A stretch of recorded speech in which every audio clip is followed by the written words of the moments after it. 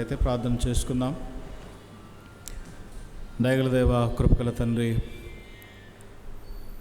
మరొక దినము మా జీవితంలో నీవు ప్రవేశపెట్టినందుకు నీకు వందనాలు, స్తుతులు చెల్లించుకుంటున్నాం. ఈ ఉదయకాలం నీ సన్నిధానంలో మేమందరము కూడి ఉంటుండగా మా అందరి ఆలోచనలు, మా హృదయ ధ్యానములు ప్రభువా నీ దృష్టికి అంగీకారం అన్నట్లు సహాయం చేయమని నీ దాసుడు ప్రభువా మాట్లాడుచుండగా సిలువ చాటును మరుగుపరిచి మాకు నీ వాక్యమును అందించమని మా ప్రభువును ప్రియరక్షకుడైన యేసుక్రీస్తు పుణ్యదేవనామమున ఈ ప్రార్థన మిక్కిలి వినయంతో అడిగి వేడుకుంటున్నాం తండ్రి, ఆమేన్. దయచేసి కూర్చోనండి. మన ప్రభువును రక్షకుడైన యేసుక్రీస్తు నామమున మీ అందరికీ వందనాలు, ఉదయకాల శుభాలు తెలియజేసుకుంటున్నాను. లెంట్లో 2వ ఆదివారంలోకి మనం ప్రవేశించి ఉన్నాం. ఈ దినపు అంశము జీవితమును రక్షించు విశ్వాసము, లైఫ్ సేవింగ్ ఫెయిత్. జీవితమును రక్షించు విశ్వాసము.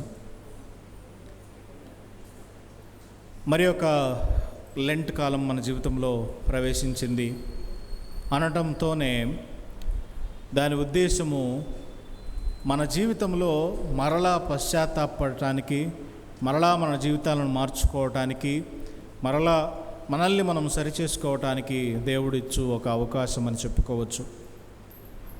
నేటి దినానికి సజీవుల లెక్కలో చాలామంది లేరు. దాని అర్థము చనిపోయిన వారి కంటే మనం గొప్పవారమని కాదు, చనిపోయిన వారి కంటే మనము అత్యంత విశ్వాసం కలిగిన వారమని కాదు. కానీ దేవుని యొక్క కృప మన ఎడల ఉన్నదని మనం జ్ఞాపకం చేసుకుని మరి ఒకసారి మనల్ని మనం సరిచేసుకోవటానికి, మన జీవితాలను దేవుని దగ్గర తీసుకొచ్చి దానిని శుభ్రం చేసుకోవటానికి, సరిచేసుకోవటానికి దేవుడు ఒక అవకాశం ఇస్తున్నాడని మనము ఎరిగి బ్రతకాలి. మరి ఒకసారి నేటి దినపు అంశము లైఫ్ సేవింగ్ ఫెయిత్, జీవితమును రక్షించు విశ్వాసము. విశ్వాసము అనే మాట, ఫెయిత్ అనే మాటకు ఒక రెగ్యులర్ డెఫినిషన్, ఒక కామన్ డెఫినిషన్ ఏంటంటే complete trust or confidence in someone or something. ఒక వ్యక్తి మీద కానీ, ఒక విషయము మీద కానీ సంపూర్ణమైన నమ్మిక ఉంచటమే విశ్వాసము అని చెప్తుంది.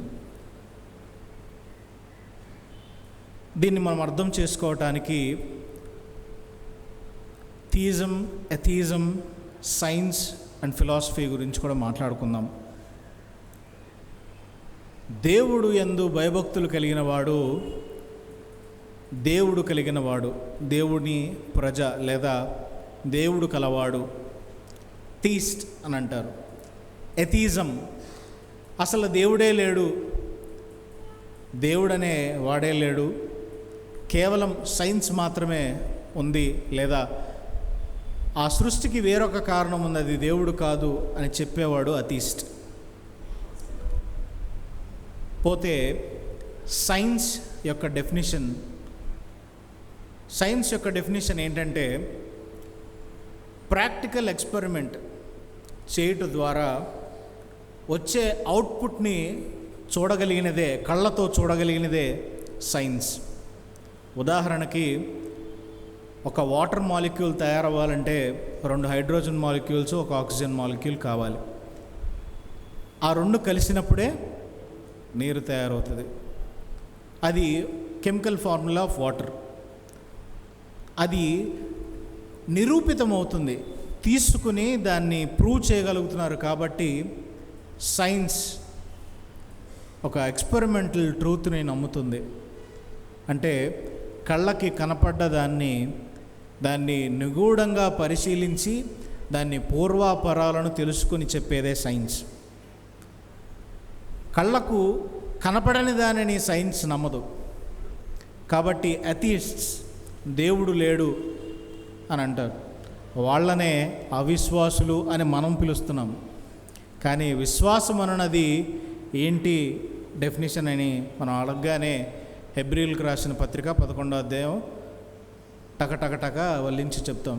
విశ్వాసం అన్నది నిరీక్షించు వాటి యొక్క నిజస్వరూపము. ఆ డెఫినేషన్ అందరికీ మనకి బై హార్ట్ వచ్చు. కానీ వాట్ ఈజ్ ఫెయిత్ అని మనల్ని ఎవరైనా ప్రశ్నించినప్పుడు ఫెయిత్ని ఎలా అర్థం చేసుకోవాలి, అర్థం చేసుకోవడానికి మనము ప్రయత్నం చేయాలి. పోతే ఫిలాసాఫికల్ అండర్స్టాండింగ్, ఒక వ్యక్తి యొక్క ఉనికి, అతని మనుగడ, అతని గమ్యము గురించి మాట్లాడేది ఫిలాసఫీ. ఉదాహరణకి, నేను ఎందుకు ఈరోజు బ్రతికి ఉన్నాను, నా బ్రతుకుకు అర్థం ఏమిటి, ఎందుకు నేను నిర్మించబడ్డాను, లేదా నా గమ్యం ఏమిటి అని ఆలోచించటం అతి భౌతిక ఆలోచన లేదా హేతువుతో కూడిన ఆలోచన ఫిలాసఫీ. కానీ ఫెయిత్ లేదా విశ్వాసము అనేది సంపూర్ణమైన నమ్మిక ఉంచటం. ఇంగ్లీష్లో దీనికి ఇచ్చిన మాటలు trust, belief, confidence, conviction, క్రెడెన్స్, Reliance, allegiance to duty, fidelity to one's promises. మరొకసారి, trust, belief, confidence, conviction, క్రెడెన్స్, Reliance, allegiance to duty, fidelity to one's promises. దురదృష్టవశాత్తు తెలుగులో ఏ పదం యొక్క అర్థం చూద్దామని డిక్షనరీ తీసిన అన్ని పదాలకు అర్థం విశ్వాసం అనే ఉన్నది. కానీ ఇంగ్లీష్లో వాటి అర్థాలు, భావాలు వేరు. మనకు తెలుసు, ట్రస్ట్ అంటే నమ్మకము ఉంచటం, బిలీఫ్ అన్న ఒకరి యొక్క సంపూర్ణ బలము మీద నమ్మకం కలిగి ఉండటం, కాన్ఫిడెన్స్ అంటే ఏంటో మనకు తెలుసు, అట్లాగే రిలయన్స్ అంటే ఏంటో మనకు తెలుసు, అలీజియన్స్ టు డ్యూటీ, ఒక పని చేయటానికి మనల్ని మనము ఒప్పుకొని దాని కొరకు మన యొక్క సమయము, బలము అన్నిటినీ వాడుకొనటమే అలీజియన్స్. అంటే ఉదాహరణకి, ఒక సోల్జర్ తన యొక్క అలీజియన్స్ని మిలిటరీకి స్వేర్ చేస్తాడు. అంటే తన ప్రాణము పోయేంత వరకు తన బలాన్ని, తన శక్తిని, తన మేధాశక్తిని అంతటినీ మిలిటరీ కోసం వాడతాననేటువంటి యొక్క స్వేరింగ్, అది అలీజియన్స్. ఫిడెలిటీ టు వన్స్ ప్రామిసెస్, చేసిన ఒప్పందాలకు లేదా చేసిన నిబంధనను సరిపెట్టుకోవటం, దాని కొరకు బ్రతకటం, ఖచ్చితంగా ఆ ఒప్పందాన్ని తగినట్టుగా జీవించటము ఫిడెలిటీ. అయితే మనము ఫెయిత్ని అర్థం చేసుకోవడానికి ప్రయత్నిస్తే ఒక 4 రకాలైన డెఫినేషన్స్ ఉన్నాయి. Faith is a knowledge of specific truths revealed by God. Faith, విశ్వాసం అనున్నది దేవుడు బయలుపరిచిన ఒక ప్రత్యేకమైన స్పెసిఫిక్ ట్రూత్స్. అంటే ఆయన యొక్క బయలుపరిచిన ఆయన విశేషములను అర్థం చేసుకోవటానికి ప్రయత్నం చేయడం. పాత నిబంధన గ్రంథం మనము పరిశీలించి చూస్తే, పాత నిబంధన గ్రంథం అంతా కూడా దేవుని యొక్క కార్యము ఎక్కడెక్కడైతే బయలుపరచబడిందో, దేవుడు ఎక్కడెక్కడైతే ఉన్నాడో అక్కడ ఆయన కార్యము బయలుపరచబడింది. ఉదాహరణకి, ఇశ్రాయేలు ప్రజల్ని ఆయన మరి ఐగుప్తు చెరలో నుంచి విడిపించినప్పుడు ఇశ్రాయేలీలకు ఆయన మీద విశ్వాసము కలిగింది.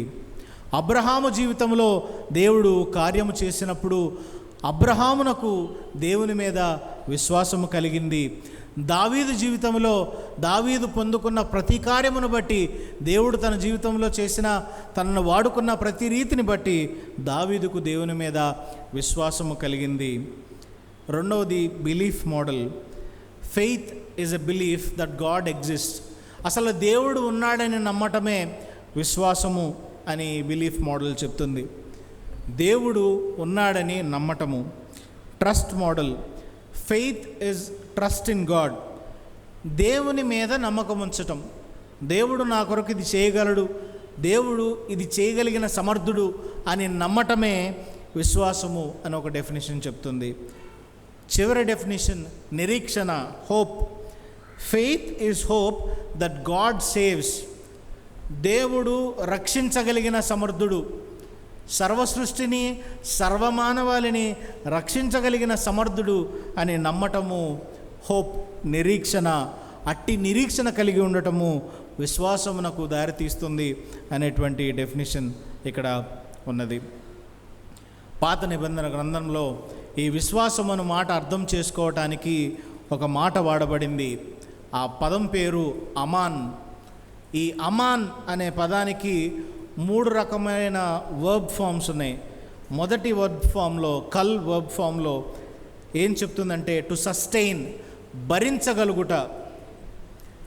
రెండవ అర్థము ఏమొస్తుందంటే ఉన్నతమైన రాజుల న్యాయస్థానములో, రాజుల ధర్మస్థానములో ఒక పర్మనెంట్ స్థానం కలిగి ఉండటం అని అర్థము. మూడవ డెఫినిషన్ స్థిరముగా, దృఢముగా నమ్మగలగటం. స్థిరముగా, దృఢముగా నమ్మగలగటం. పాత నిబంధన గ్రంథములో ఎక్కడెక్కడైతే ఈ పదము వాడబడిందో భరించగలగటం, స్థిరముగా ఉండగలగటం, దృఢముగా ఉండగలగటం, అలాగే రాజు యొక్క న్యాయస్థానములో నివసించగలిగిన ఒక పర్మనెంట్ స్థానం కలిగి ఉండటం, ఇవన్నీ కూడా విశ్వాసము అను మాటకు పర్యాయ పదములుగా పాత నిబంధన గ్రంథములో ఒక నిర్దిష్టమైన అర్థాన్ని చేకూరుస్తుంది. మనం ఇందాక చెప్పుకున్న రీతిగా పాత నిబంధన గ్రంథములో విశ్వాసం అంటే బాహ్యంగా కనపడేది కాదు, కానీ దేవుని యొక్క క్రియ ద్వారా ఎక్కడెక్కడైతే దేవుడు నిబంధన చేసుకున్నాడో, ఎక్కడెక్కడైతే దేవుని యొక్క నిబంధన నెరవేర్చాడో అక్కడ ఆ విశ్వాసము బయటపడింది. మనం ఇందాక ఉదాహరణకు చెప్పుకున్నాం, ఇశ్రాయేలీలు మరి దేవుడు వారికి ఒక ప్రామిస్ ల్యాండ్, కనాను స్థలమునకు వారిని తీసుకువెళ్ళినప్పుడు, వాగ్దాన దేశమును వారికి చూపించినప్పుడు, వాగ్దాన దేశమును దేవుడు వారికి ఇచ్చినప్పుడు దేవుడు తన వాగ్దానాన్ని నిలబెట్టుకున్నాడు. దాన్ని మనం ఎట్లా చెప్పగలం? God is a faithful God. At the same time జనులకు కూడా దేవుడు చేసిన కార్యమును బట్టి దేవుని అందలి విశ్వాసము మొదలైనది. నూతన నిబంధన గ్రంథములో ఈ మాటను పిస్తిస్ అన్నారు. పిస్తిస్ అనే మాటకు అర్థము టు బిలీవ్, నమ్మటము, టు బిలీవ్. ఈ ఫెయిత్ అనే మాటని లాటిన్లో ఫిడే అని అన్నారు. ఈ ఫిడే అనే మాట మనము బాగా ఉపయోగిస్తాం. ఉదాహరణ బోనాఫిడే, లేదా ఇంగ్లీష్లో బోనఫైడ్ క్రిస్టియన్స్. అంటే మనము చర్చ్ ఆఫ్ సౌత్ ఇండియాలో ఉంటూ, చర్చ్ ఆఫ్ సౌత్ ఇండియాలో బోనఫైడ్ మెంబర్స్ అంటే సిఎస్ఐ చర్చ్కి తప్ప వేరే ఏ చర్చ్కి వెళ్ళమని, అక్కడే బాప్తిస్మం పొంది, అక్కడే నిర్ధారణ పొంది, అక్కడే మన బర్త్ నుంచి డెత్ వరకు జరిగే సాక్రిమెంట్స్ అన్నీ చర్చ్ ఆఫ్ సౌత్ ఇండియాలోనే ఉన్నాయని మన అలీజియన్స్, ఇందాక మనం చెప్పుకున్నాం కదా, మన అలీజియన్స్ గురించి మాట్లాడటం, మన ఫెయిత్ గురించి మాట్లాడటం బోనఫైడ్. ఈ ఫిడే అనే మాట కూడా ఫెయిత్ అనే మాటను చూపిస్తుంది. ఫెయిత్ మనకి ఎక్కడ కనపడుతుంది? విశ్వాసము అను పదం మనకి ఎక్కడ కనపడుతుంది? విశ్వాసము, faith is present in the work of God. దేవుని యొక్క ప్రతి కార్యములో విశ్వాసము కనపడుతూ ఉంది. విశ్వాసము దేవుని యొక్క బహుమానమై ఉన్నది.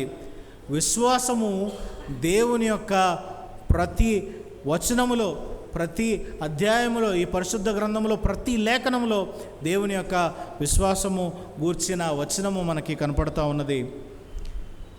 అలాగే ఫ్రూట్స్ ఆఫ్ ఫెయిత్ గురించి చెప్పుకుంటే, విశ్వాసము వలన మనకి ఏం కలుగుతుంది, అసలు విశ్వాసము ఎందుకు కలిగి ఉండాలి అన్న దానికి సమాధానము, విశ్వాసము వలన మన పాప ప్రక్షాళనము గావించబడతాం.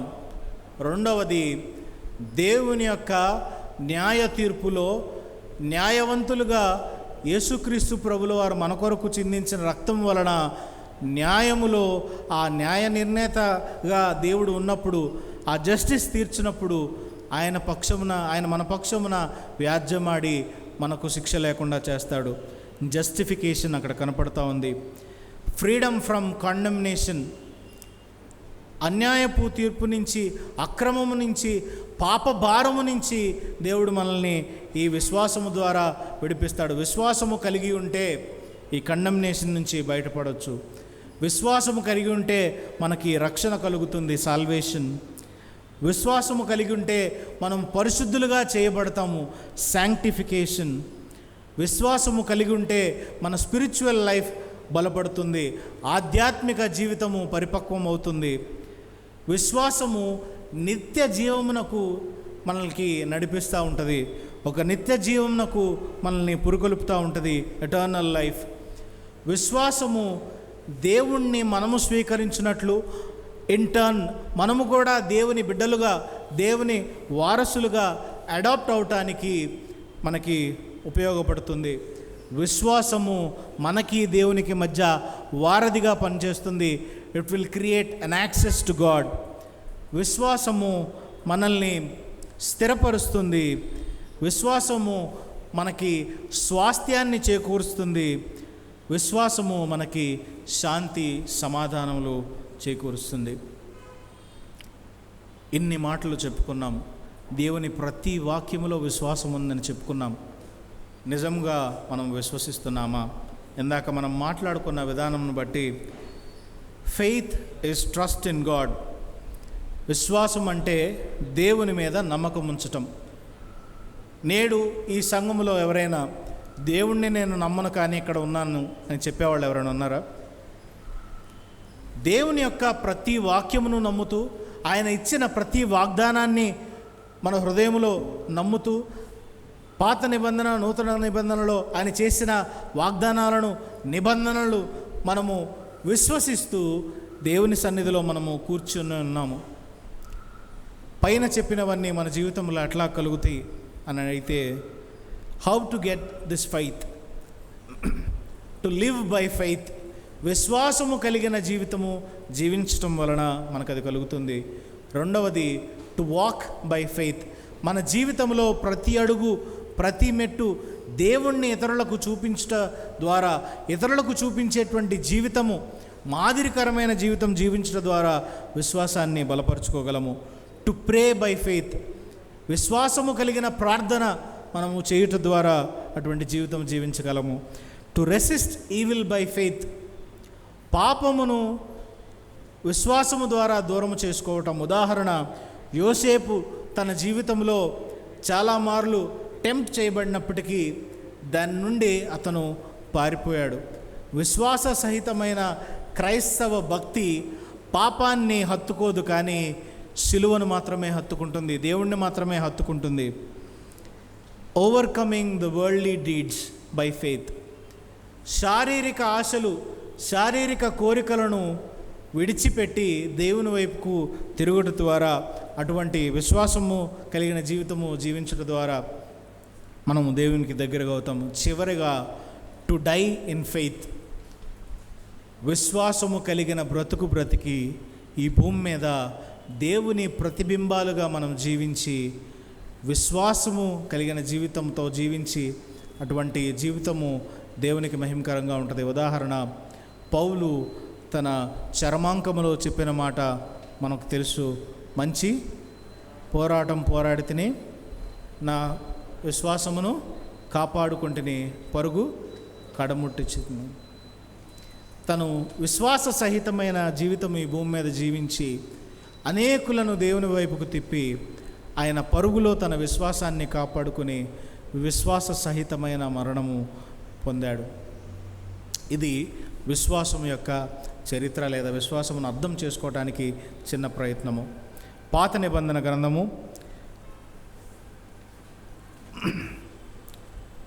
రాజుల 2వ గ్రంథము 4వ అధ్యాయము 1 నుంచి 7 వచనాలు చూసినట్లయితే, అక్కడ మనకి గోచరమవుతున్న విషయం ఏంటంటే, అంతటా ప్రవక్తల శిష్యులలో ఒకని భార్య, నీ దాసుడైన నా పెనిమిటి చనిపోయెను, అతడు యెహోవా యందు భక్తి గలవాడై ఉండనని నీకు తెలిసే ఉన్నది. ఇప్పుడు అప్పులవాడు నా 2 కుమారులను తనకు దాసులుగా ఉండుటకు వారిని పట్టుకొని పోవుటకు వచ్చి ఉన్నాడని ఎలీషాకు మొరపెట్టెను. ఇక్కడ ఒక విధవరాలు మనకి కనపడుతూ ఉన్నది. బహుశా రాజుల మొదటి గ్రంథము 18వ అధ్యాయము 3 నుంచి 16 వచనాల్లో మనం గమనిస్తే అక్కడ ఓబద్యా గురించి రాయబడింది. బహుశా ఈ ప్రవక్త శిష్యుడు ఆయనే అని చరిత్రకారులు చెప్తున్నారు. ఇక్కడ సన్నివేశం ఏంటంటే, ఒక విధవరాలు అయిన స్త్రీ ఎలీషా ప్రవక్త దగ్గరికి వచ్చి, నీ శిష్యులలో ఒక శిష్యుడైన నా భర్త ఆకస్మికంగా చనిపోయాడు. ఆయన చనిపోకముందు అప్పు తీసుకున్నాడు. ఆ అప్పు కట్టక మునిపే మరి అనారోగ్యంతో ఆయన చనిపోయాడు. ఈరోజు నా పరిస్థితి, నా దగ్గర తిరిగి అప్పు కట్టుటకు ఏమీ లేదు, కానీ నా 2 కుమారులను అప్పులవాడు తీసుకుని పోతున్నాడు బానిసలుగా, మాకు సహాయము చేయమని అడుగుతుంది. ఈరోజు మనకే గనక ఈ ప్రశ్న వస్తే మనం ఎలా స్పందిస్తాం? మన సంఘానికి ఇటువంటి ప్రశ్న వస్తే మనం ఎట్లా స్పందిస్తాము? స్పందించే హృదయము కలిగి ఉండాలని ఇక్కడ వాక్యము చెప్తా ఉన్నది. ఎలీషా ప్రవక్త వెంటనే 2వ అధ్యాయం 2వ వచనంలో, ఎలీషా, నా వలన నీకేమి కావాలను, నీ ఇంటిలో ఏమి ఉన్నదో అది నాకు తెలియజెప్పమనను. అందుకు ఆమె, నీ దాసురాలనైనా నా ఇంటిలో నూనె కుండ ఒకటి ఉన్నది, అది తప్ప మరేమీయూ లేదనెను. ఇక్కడ పరిస్థితి మనం అర్థం చేసుకుంటే, ప్రజెంట్ డే సినారియో, ఈ కాల పరిస్థితులు, నేటి దిన పరిస్థితితో మనం అవగాహన చేసుకుంటే, కాస్ట్ ఆఫ్ లివింగ్, బ్రతకటమే కష్టమవుతున్న రోజులలో నూనె, వంట సామాగ్రి, నిత్య అవసరమైన వస్తువులన్నీ దినదినానికి వాటి యొక్క రేట్ పెరిగిపోతూ ఉన్నది. మరి పేదరికంలో ఉన్నవారు, బిలో పవర్టీ లైన్, ఆ దారిద్ర్యపు రేఖ కింద ఉన్నవారి పరిస్థితి ఏంటని మనం ఒకసారి ఆలోచిస్తే, వారి పట్ల మనకి బాధ్యత ఉన్నదని మనం గ్రహించాలి. రెస్పాన్స్ ఇచ్చేటువంటి మనసు కలిగి మనం ఉండాలి. అప్పులవాడు వాళ్ళని వేధిస్తున్నాడు, తినుటకు తిండి కూడా లేదు, అప్పు కట్టడానికి ఆమె దగ్గర ఏమీ లేదు, నేనేం చేయగలనమ్మా నీకు అని ఆయన అడిగాడు. అడిగినప్పుడు అక్కడ మనము వెంటనే మళ్ళీ ఆయనే ఇంకో ప్రశ్న అడుగుతున్నాడు, నీ ఇంట్లో ఏమి ఉన్నదో అది నాకు తెలియజెప్పమనను. ఇక్కడ చాలా చూచాయిగా చెప్పాలంటే, ఈ అధ్యాయములో ఒక మిరకిల్ మనము చూడగలం. ఈ స్టోరీ మనందరికీ తెలుసు. ఎలీషా ప్రవక్త ఆమెను పిలిచి, నీ దగ్గర ఏముందని అడిగినప్పుడు, నా దగ్గర ఒక గిన్నెలో కొంచెం నూనె తప్ప ఏమీ లేదు అన్నప్పుడు, ఎంప్టీ వెజల్స్, ఖాళీగా ఉన్న గిన్నెలన్నీ తీసుకొచ్చి నీ దగ్గర పెట్టుకో, దానిలో నూనె నింపు. ఆ నూనె నింపినప్పుడు, ఆ నూనె మొత్తముగా నిండినప్పుడు ఆ గిన్నెల నిండా తీసుకువెళ్ళి దాన్ని అమ్ముకుని నీ అప్పు కట్టుకో అని చెప్పాడు. He responded to the det of the widow. ఆమె యొక్క దైనికమైన స్థితికి, బ్రతకలేని పరిస్థితిలో ఆమె ఉన్నప్పుడు వెంటనే ఆయన రెస్పాండ్ అయ్యాడు. తన దగ్గర ఉన్న డబ్బులను తీసుకువెళ్ళి కట్టమనటానికి ఆయన రాజు కాదు, ఒక ప్రవక్త. ఈ సందర్భము చెప్పినప్పుడు సెమినరీలో ఉన్న ఫైనాన్షియల్ డిఫికల్టీని అర్థం చేసుకోవడానికి మనము ప్రయత్నించాలి. ప్రవక్త శిష్యులు, యాజకులు, పాస్టర్లు ప్రజెంట్ డే సిచ్యువేషన్లో సెమినరీలో చదివే వారికి ఆ సెమినరీ లైఫ్ చాలా డిఫికల్ట్గా ఉంటుంది. అక్కడ చదివే చాలా కాలంలో 4 ఏళ్ళు కానీ 5 ఏళ్ళు కానీ, ఆ తర్పీదు కాలం అంతటిలో వారి చదువుకు అయ్యే ఖర్చు కానీ, వారి భోజనానికి, వారి పుస్తకాలకు ప్రతిదినము కొంచెం వారు సమకూర్చుకుని చేసుకోవాలంటే చాలా కష్టంగా ఉంటుంది. ఎందుకంటే పని చేయకుండా 5 సంవత్సరాలు చదువుకోవాలి. అలా తర్పీదు పొందిన వారే నేడు మన సంఘాలలో పాదురులుగా ఉన్నారు. మన సంఘము ప్రతి సంవత్సరం యునైటెడ్ థియాలజికల్ కాలేజ్ వారికి, అట్లాగే ఏసీటీసీ వారికి చేస్తున్న సేవను ప్రశంసించడానికి తగు సమయం దొరికింది కాబట్టి చెప్తున్నాను. మనం చేసే పని, మనం పంపించే ప్రతి రూపాయి మరి ఇట్లాంటి అయ్యగారులకు, పాస్టర్లకు చాలా ఉపయోగపడుతుంది. ఇక్కడ వాళ్ళ పరిస్థితి అదే. మోషే ధర్మశాస్త్రం ఏం చెప్తుందంటే, అప్పులో ఉన్నవారికి ఇట్లాంటి పరిస్థితి వచ్చినప్పుడు లేవీకాండము 25వ అధ్యాయము 40-41 వచనాల ప్రకారము సునాద సంవత్సరం వచ్చినంత వరకే ఆ అప్పులవాడు వీరిని బానిసలుగా ఉంచుకోవాలి. ఆ సునాద సంవత్సరం జూబిలీ ఇయర్ తర్వాత వారిని విడిచిపెట్టాలి. అయితే వెంటనే ఎలీషా స్పందిస్తున్నాడు. ఆయన చేయగలిగింది ఏం లేవు, ఆయన చేతిలో డబ్బులు లేదు కాబట్టి నీ దగ్గర ఏముందమ్మా అనగానే నూనె ఉందన్న ప్రార్థన చేసి ఆశీర్వదించగానే ఎన్నైతే వారు ఖాళీ గిన్నెలు తీసుకొచ్చారు అక్కడ మనం చూడగలము. 3వ వచనంలో, అతడు నీవు బయటికి పోయి నీ ఇరుగు పొరుగు వారందరి యొద్ద దొరకగలిగిన వట్టి పాత్రలన్నిటినీ ఎరువు పుచ్చుకొనుము. అప్పుడు నీవు నీ ఇంట్లోనికి వచ్చి నీవును నీ కుమారులను లోపల నుండి తలుపు మూసి ఆ పాత్రలన్నిటిలో నూనె పోసి నిండినవి ఒక తట్టున ఉంచుమని ఆమెతో సెలవేయగా, ఆమె అతని యొద్ద నుండి పోయి తానును కుమారులను లోపల నుండి తలుపు మూసి కుమారులు తెచ్చిన పాత్రలలో నూనె పోసెను. పాత్రలన్నీ నిండిన తర్వాత ఇంకా పాత్రలు తెమ్మని ఆమె తన కుమారునితో చెప్పగా వాడు మరేమీ లేవని చెప్పాను. అంతలో నూనె నిలిచిపోయాను. ఆ ఖాళీ గిన్నెలన్నిటిలో ఆయన దీవించగానే ఆశీర్వదించగానే నూనె చేత అవి నింపబడింది. ఎంతవరకు ఆమె నింపిందో ఆ నూనె ఆ గిన్నెల నిండా నిండి ఆమె అమ్ముకుని అప్పు తీర్చుకుని మిగిలినది తన శ్రేయస్సు కొరకు ఉపయోగించడానికి ఆమె పక్కన పెట్టుకుంది. సంఘము రెస్పాండ్ అవ్వాలి. ఇక్కడ విధవరాలి యొక్క విశ్వాసము కనపడుతుంది. దేని మీద విశ్వాసం అంటే ప్రవక్త మీద కాదు, కానీ ప్రవక్త చేయు ప్రార్థన మీద, ప్రవక్త నమ్ముకున్న దేవుని మీద. అంతకు మునిపే ఎలీషా ప్రవక్త చేసిన అనేక గొప్ప గొప్ప కార్యములన్నీ అక్కడ రచించబడి ఉన్నవి, లిఖించబడి ఉన్నవి. ఆ విధవరాలి యొక్క విశ్వాసము వలన తన జీవితంలో ఒక కార్యము ఆవిడ చూడగలిగినది.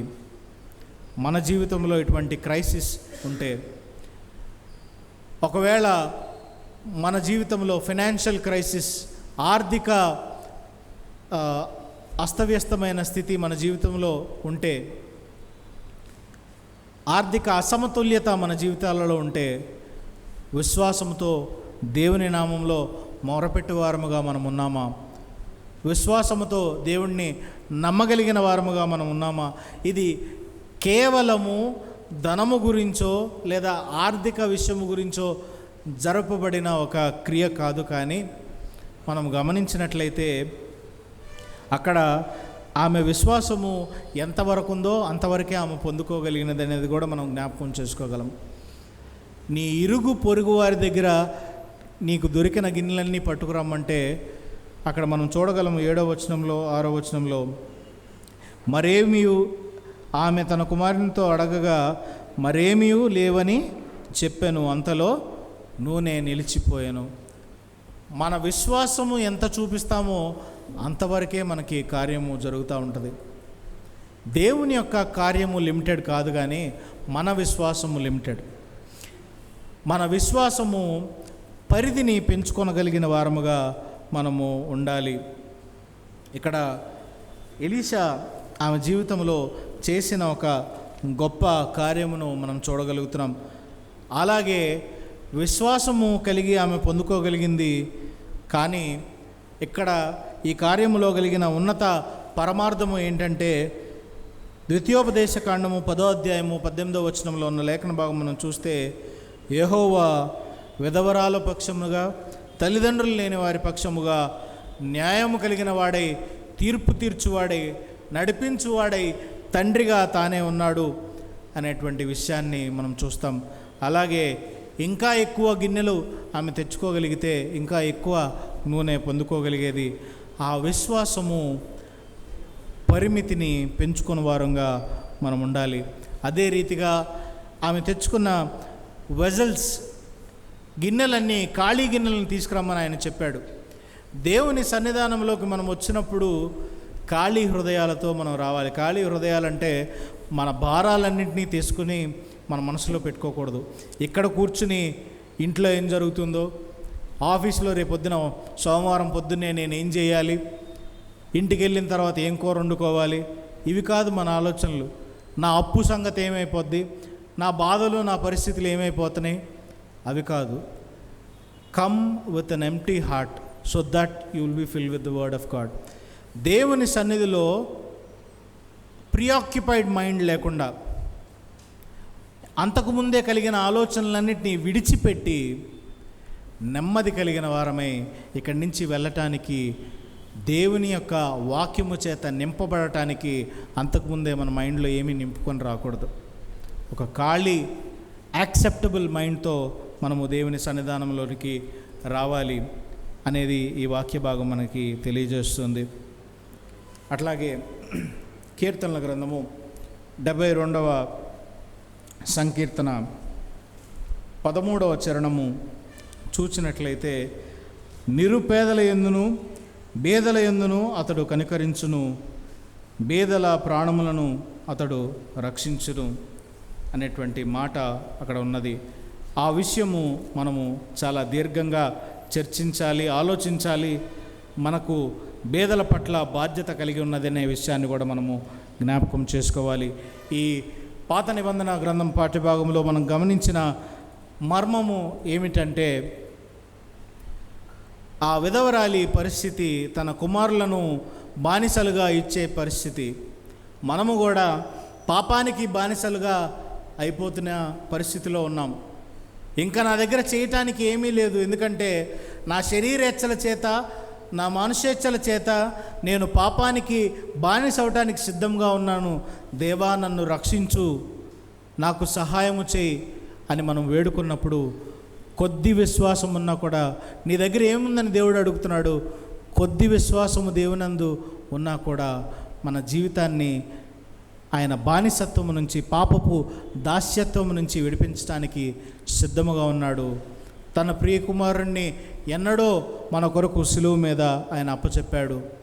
ఆ విశ్వాసము మనము కలిగి ఉండాలి. అపోస్తల కార్యముల గ్రంథము 5వ అధ్యాయము 12 నుండి 16 వచనముల వరకు ఉన్న లేఖన భాగం మనం చూసినట్లయితే, అక్కడ ప్రజల మధ్య అనేకమైన సూచక క్రియలను మహత్కార్యములను అపోస్తుల చేత చేయబడుచుండెను, మరియు వారందరూ ఏకమనస్కులై సొలొమోను మంటపంలో ఉండిరి. ఇక్కడ మనం చూస్తే అపోస్తలులు చేసేటువంటి కార్యములు, వాళ్ళు చేసే గొప్ప గొప్ప క్రియలు, దేవుడు కలిగిన వారుగా, దేవుని యొక్క శక్తిని ఎక్సర్సైజ్ చేసేవారుగా వారు అక్కడ చేస్తున్న గొప్ప కార్యములన్నింటిని బట్టి వారిని చూసి తండోపతండాలుగా చుట్టుపక్కల ప్రాంతంలో జనాలందరూ వస్తున్నారు. అప్పటిదాకా వారికి చాలా పర్సిక్యూషన్ జరిగింది. అసలు వీరు ఆ యేసు శిష్యులు కారా అని సిలువ మార్గంలో అడగటం మనకు తెలుసు. అటువంటి వ్యక్తులే నేటి దినమున దేవుని నామంలో గొప్ప గొప్ప కార్యములు చేయటం ఆ 12వ వచనంలో అక్కడ మనకు కనపడుతూ ఉన్నది. వారందరూ ఏకమనస్కులై సొలొమోను మంటపంలో ఉండిరి. ది ఎర్లీ చర్చ్, మొట్టమొదటి క్రైస్తవ సంఘం అక్కడ మనకి కనపడుతూ ఉన్నది. అట్లాగే ఈ సొలొమోను మండపము అనేది హేరోద్ ద గ్రేట్, మహాహేరోదు నిర్మించిన ఒక స్ట్రక్చర్. దీన్ని ఆయన ఎందుకు నిర్మించాడంటే, యూదులతో ఒక మంచి పొలిటికల్ సత్సంబంధాన్ని, రాజకీయపరమైన సంబంధాన్ని బలపరుచుకోవటానికి అక్కడ ఆయన నిర్మించాడు. కానీ విశ్వాసము ద్వారా, దేవుని యందు విశ్వాసము కలిగి దేవుని క్రియలను చేయు స్థలముగా దాన్ని అక్కడ మార్చుకుని దేవుని యొక్క క్రియను జరిగించు వారిగా అపోస్తలులు అక్కడ కనపడుతూ ఉన్నారు. ఇక్కడ ఎర్లీ చర్చ్ చాలా ప్రాముఖ్యంగా మనకు కనపడుతూ ఉన్నది. ఈ ఎర్లీ చర్చ్కి ప్రప్రథమ సంఘానికి 3 ప్రాముఖ్యమైన మంచి గుణాలు ఉన్నవి. Early church has always a constant attendance. ఎప్పుడు అక్కడ ఏ కార్యము జరిగినా, ఒక వాక్య ప్రకటన జరిగినా, ఒక సూచక క్రియ జరిగినా, జనాలందరూ అక్కడ కూడుకునేవారు. అక్కడ 12వ వచనంలో మనం చూస్తున్నాము. మరియు వారందరూ ఏక మనస్కులై సొలొమోను మండపములో ఉండిరి. మొదటి సంఘము, ఎర్లీ చర్చ్ చేసిన కార్యము, దే హ్యాడ్ కాన్స్టాంట్ అటెండెన్స్. ఈ వారం ఆదివారం గుడికి వస్తే వచ్చే ఆదివారం కనపడతామో లేదో తెలియదు, ఎందుకంటే మనకి వర్క్స్ బోర్డు అని ఉంటాయి. వాటికంటే చర్చ్ ఇంపార్టెంట్ కాదు కాబట్టి మనం కనపడం. మన జీవితాలను మనము ప్రశ్న వేసుకుంటే, దేవుని యొక్క విశ్వాస కార్యాలు విశ్వాసము కలిగి కార్యాలు మనం పొందుకోవాలంటే మొదట మన జీవితంలో ఉండాల్సిన లక్షణాలను మనం సరిచేసుకోవాలి. ఆ ఎర్లీ చర్చ్కున్న సెకండ్ క్వాలిటీ ఏంటంటే they were determined to show publicly what God has done for them. వారి జీవితంలో దేవుడు చేసిన ప్రతి కార్యమును దాచిపెట్టుకుని ఉంచకుండా పబ్లిక్గా అందరి ముందు దాన్ని బయలుపరచువారుగా, దేవునికి మహిమ తేవడానికి సాక్ష్యము చెప్పువారుగా అక్కడ వారు మొదటి సంఘం ఉన్నది. మూడవ క్వాలిటీ ఏంటంటే the early church is supremely effective church. వారికి ఉన్న విశ్వాసమును బట్టి ఏ కార్యాన్నైనా ఇట్టే పొందుకొని వారుగా ఎర్లీ చర్చ్ ఉన్నారు. ఇటువంటి లక్షణాలు మన జీవితంలో ఉన్నాయా? అటువంటి లక్షణాలను కలిగినప్పుడు మన జీవితంలో దేవుడు కార్యాలు చేయడానికి సిద్ధముగా ఉన్నాడు. అటువంటి లక్షణాలు మన సంఘంలో కానీ మన జీవితంలో కానీ నా జీవితంలో కానీ ఉన్నదా లేదా నన్ను నేను ప్రశ్నించుకోవాలి. తర్వాత అక్కడ మనం చూస్తే 13వ వచనంలో, కడమ వారిలో ఎవడునూ వారితో కలుసుకొనుటకు తెగింపలేదు కానీ ప్రజలు వారిని గనపరచుచుండిరి. పురుషులను స్త్రీలను అనేకులు మరి ఎక్కువగా విశ్వాసులై ప్రభువు పక్షమున చేర్చబడిరి. మరి ఒకసారి చదువుతాను చూడండి. కడమ వారిలో ఎవడునూ వారితో కలుసుకొనుటకు తెగింపలేదు కానీ. ఎందుకు ఈ మాట రాయబడిందంటే అదే అధ్యాయము 1వ వచనంలో మనం చూస్తే అనన్య సఫీరాల గురించి రాయబడింది.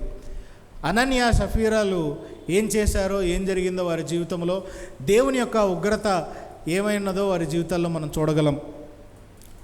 ఆ సంగతికి భయపడి దూరంగా ఉన్నారు.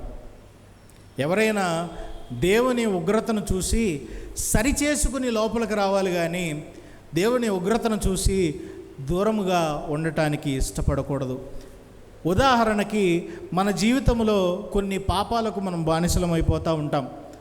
ఆ పాపాల గురించి మాట్లాడినప్పుడు నీవు దేవుని సంఘానికి ఎందుకు రాలేకపోతున్నావు, ఆదివారము ఆరాధనకు ఎందుకు రాలేకపోతున్నావు అని అడిగినప్పుడు కొంతమంది చెప్పే సమాధానాలు ఈ రకంగా ఉంటాయి. పలానా పాపమునకు నేను బానిసై ఉన్నాను కాబట్టి దేవుని సంఘంలోనికి రావాలంటే, లేదా వాక్యం వినాలంటే, లేదా కమ్యూనియన్ తీసుకోవాలంటే నాకు భయం వేస్తుంది, అందుకని నేను తీసుకోను. ప్రియ సంగమా, దేవుని ఉగ్రతకు భయపడి మన జీవితాలను మార్చుకుని వారంగా ఉండాలి. కానీ దేవునికి దూరంగా మనం ఉండటం ద్వారా ఎటువంటి లాభము మనకి కలగదు అని దైవనామంలో మీ అందరికీ వెల్లడిపరుస్తున్నాను. అలాగే ఆ 13వ వచనంలో చూస్తే ప్రజలు వారిని గనపరచుచుండిరి.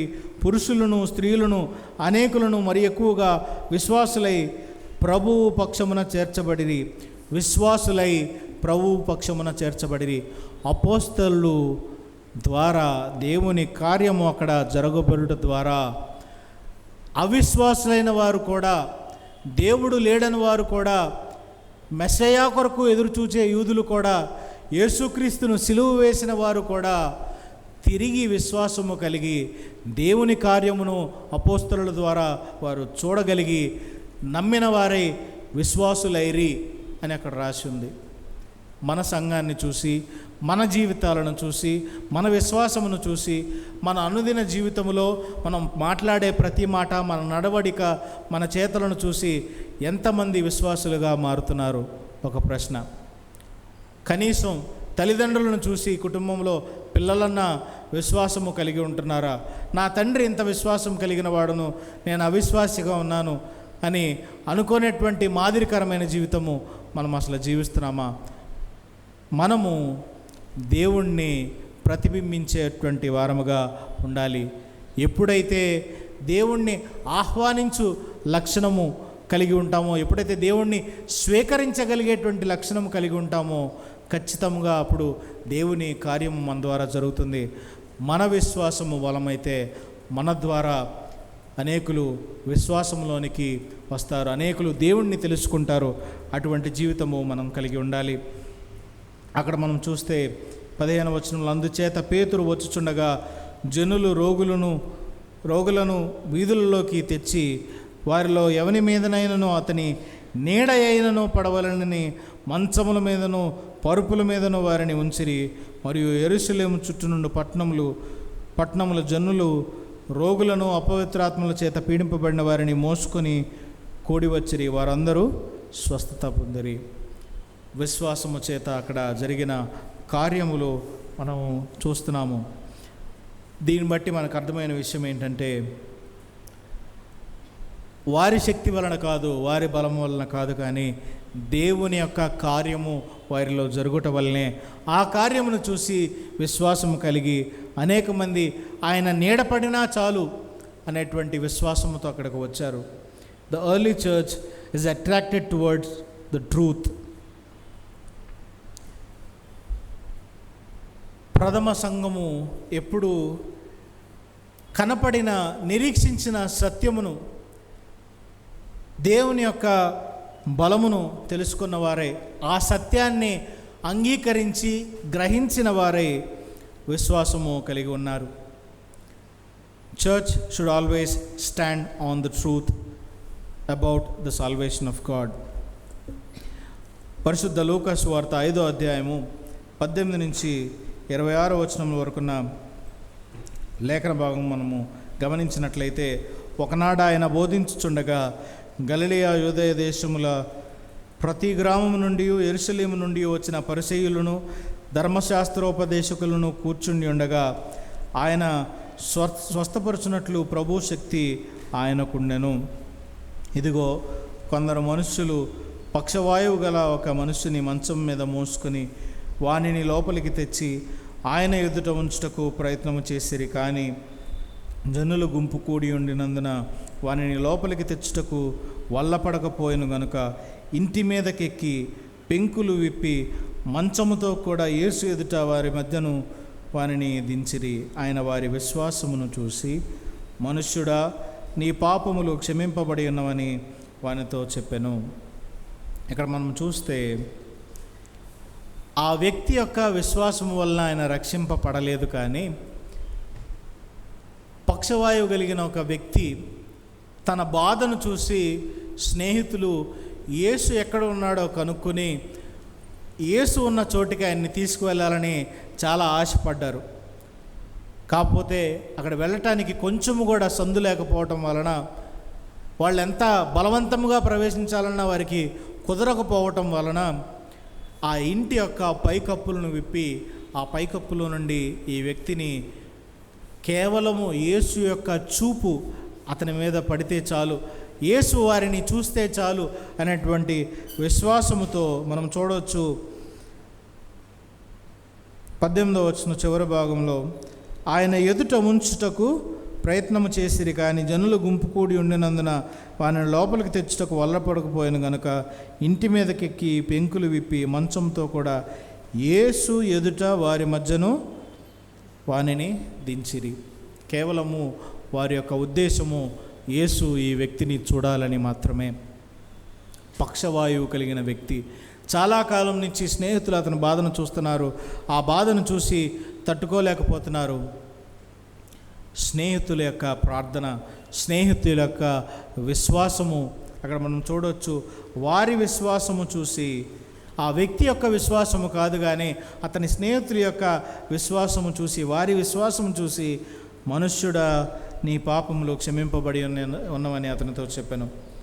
క్రైస్తవ్యంలో ఉన్న ఒక గొప్ప సంగతి ఏంటి అని అడిగితే, నా మట్టుకు నేను చెప్పే సమాధానము, క్రీస్తులోనే శారీరక, మానసిక, ఆత్మీయమైన స్వస్థత కలుగుతుంది, మరెక్కడా కలగదు.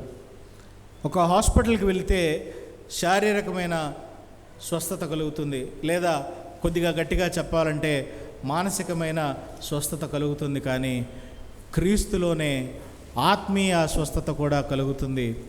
మన శరీరాశల చేత, మన నేత్రాశల చేత, మన మానుషేచ్ఛల చేత మనము ఈ లోకములో వారిగా మనము జీవించినప్పుడు వాటన్నిటినీ విడిపింపగలిగిన సమర్థుడు యేసు ఒక్కడే. ప్రార్థన వ్యక్తిని స్వస్థపరుస్తుంది. విశ్వాస సహితమైన ప్రార్థన వ్యక్తిని స్వస్థపరుస్తుంది. సెయింట్ అగస్టిన్, ఆయన గురించి మనందరికీ తెలుసు, చాలా సర్మన్స్ రాశారు, చాలా పుస్తకాలు రాశారు, థియలాజికల్ డిబేట్స్ రాశారు, థియలాజికల్ ఇన్సైట్స్ మరి ప్రపంచానికి వారు అందించారు. అటువంటి వ్యక్తి యొక్క గత జీవితం ఏంటంటే ఆయన ఒక స్త్రీలోలుడు, భయంకరమైన వ్యభిచారి, చేయకూడని పాపాలు ఎన్నో చేశాడు. అతన్ని చూసి తల్లి దుఃఖపడుతూ ప్రతిదినము దుఃఖముతో, ఏడ్పుతో, తన కన్నీటితో దేవుని పాదాలను కడుగుతూ విశ్వాసము కలిగి ప్రార్థన చేసింది. ఒకనాడు ఆమె ఒక బిషప్ గారి దగ్గరికి వెళ్ళి, అమ్మా, అయ్యా, నా కుమారుడు గురించి ప్రార్థన చేయండి అంటే ఆయనకి కోపం వచ్చి, ఇంకా నీ కుమారుడు దేనికి పనికిరాడమ్మా, చనిపోవాలని కోరుకో అని అన్నాడు. అయినా తల్లి తన విశ్వాసాన్ని విడిచిపెట్టక కుమారుని యొక్క మార్పు కొరకు ప్రార్థన చేసింది. అటువంటి అగస్టిన్ గారు సెయింట్గా మారాడు, సెయింట్ అగస్టిన్గా మారాడు. తల్లి ప్రార్థన, తల్లి విశ్వాసము. తల్లి సంఘముగా మన సంఘం ఉందని మనం చెప్పుకుంటున్నాము. మన విశ్వాసాన్ని బట్టి, మన సంఘ విశ్వాసాన్ని బట్టి ఎవరు మార్చబడుతున్నారు? లేదా వ్యక్తిగత జీవితంలో నా విశ్వాసాన్ని బట్టి నేను ఎవరిని అట్రాక్ట్ చేయగలుగుతున్నాను, ఎవరిని మార్చగలుగుతున్నాను, ఎవరి జీవితాలకు ఉపయోగపడేవాడిగా నేను ఉంటున్నాను, ఎవరి జీవితాలను మార్చగలిగేవాడుగా, లేదా అంధకారంలో ఉన్నవారికి వెలుగు చూపించేవాడిగా నేను ఉన్నానా, పాపపు చెరసాలలో ఉన్నవారిని విడిపించేవాడిగా నేను ఉన్నానా, బందీగృహంలో పాపపు బందీఖానాలో ఉన్నవారిని విడిపించేవాడిగా నేను ఉన్నానా, పాపపు చీకట్లో ఉన్నవాడికి వెలుగు ఇచ్చేవాడిగా నేను ఉన్నానా అనేది మనల్ని మనము పరిశీలించుకోవాలి. ఆ విశ్వాస సహితమైన ప్రార్థన సెయింట్ అగస్టిన్ని మార్చింది. ఇక్కడ స్నేహితుల యొక్క విశ్వాసము ఆ వ్యక్తిని స్వస్థపరిచింది. కేవలము శారీరకమైన స్వస్థత మాత్రమే కాదు, కానీ యేసు ఆ వ్యక్తిని చూసి నీ పాపములు క్షమింపబడినవి అన్నాడు. పాపములు క్షమించుటకు మనుష్య కుమారునికి అధికారము కలదు.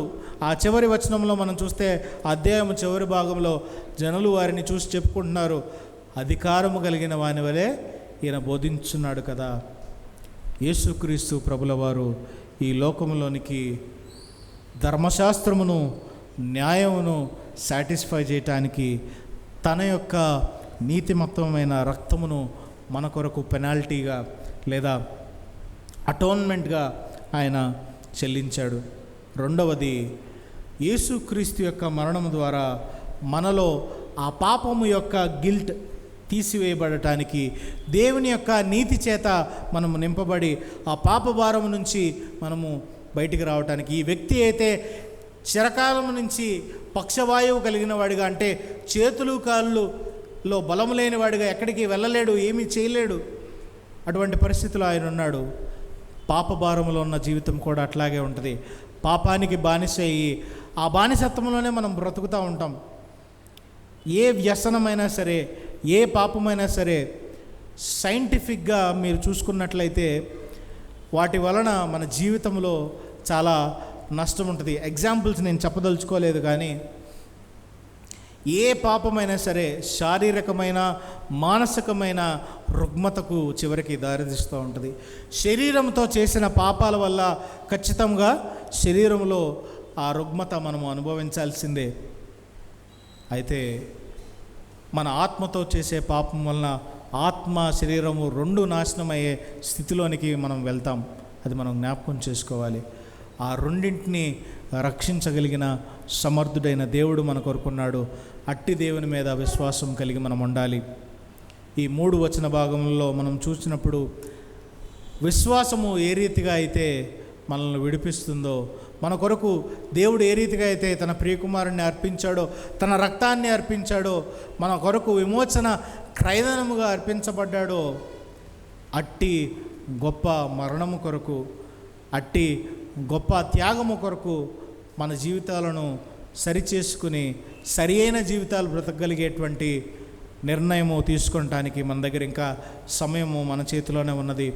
అటువంటి విశ్వాసము, అటువంటి నిరీక్షణ, అటువంటి నడిపింపు మనందరికీ దేవుడు దయచేయునుగాక. మన విశ్వాసమును బట్టి మరొకరిని పురుకొల్పేటువంటి రీతిలో దేవుడు మనల్ని నడిపించడానికి తన కృప మనకు సహాయం చేయునుగాక. ఆమెను ప్రార్థించుకుందాం.